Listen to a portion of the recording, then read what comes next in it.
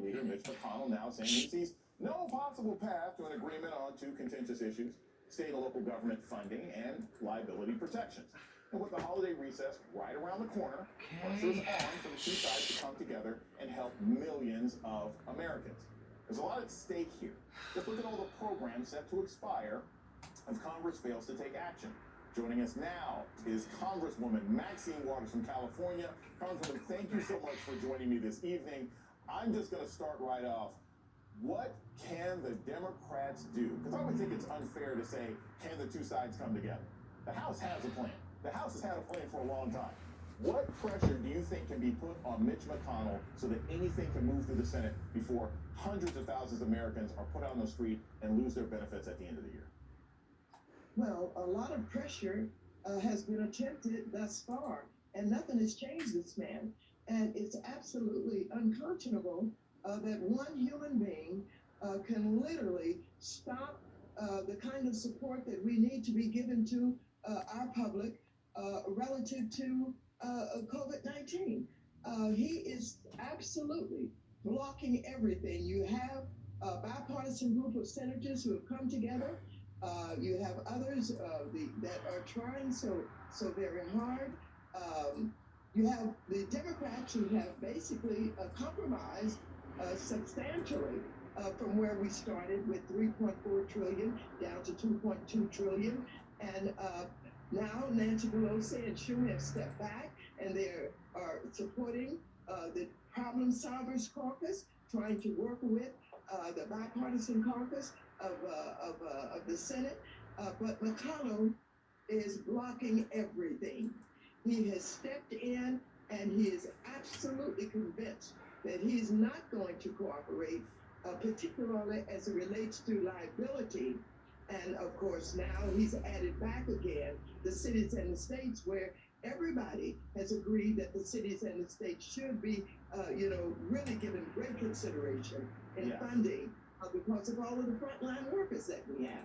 And so it's McConnell. And you ask me, can we put pressure on him? He is acting out publicly. So everybody sees that he's an obstacle, that he's not going to give in. So we've done everything that we can do. Everybody continues, but he's right there blocking everything.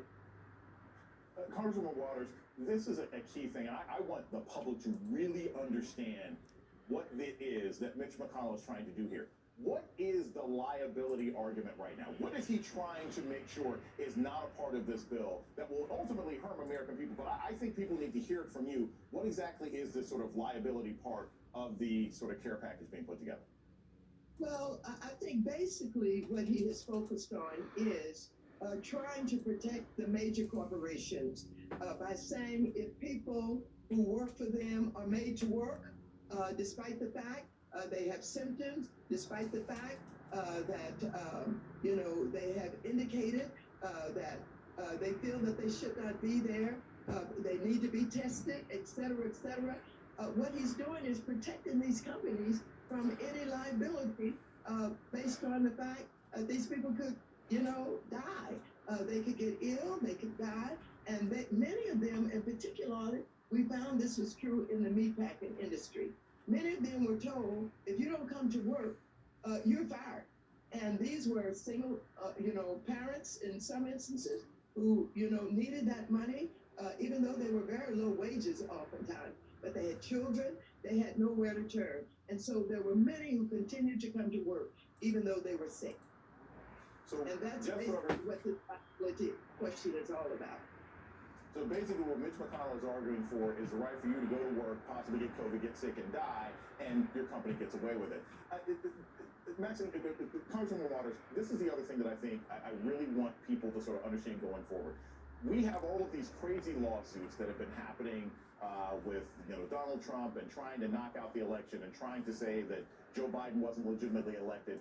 But the real concern that I have, and a lot of people have, is that you have over 126 members of Congress on the House side who joined in this ridiculous lawsuit.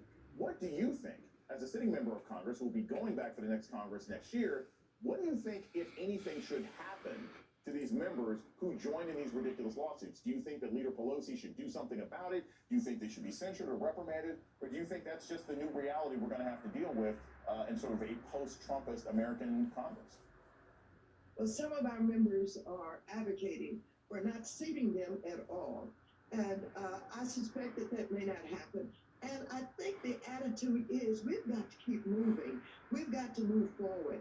And so when we talk about, certain things that could be done, investigations, not seating, in some way penalizing, I think there's not a lot of support for that. But we're going to have to see how strong members are going to be, particularly on our side of the aisle, because we are so disgusted.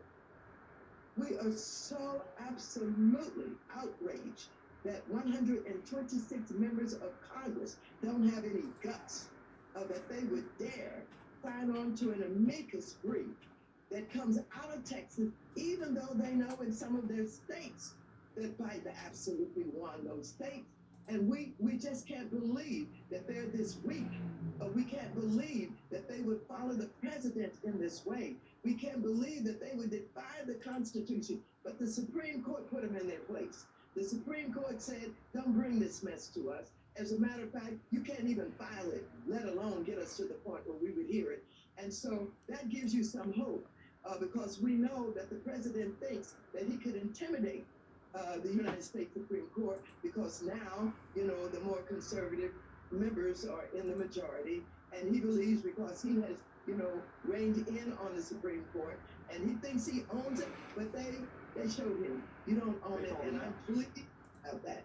I'm so pleased.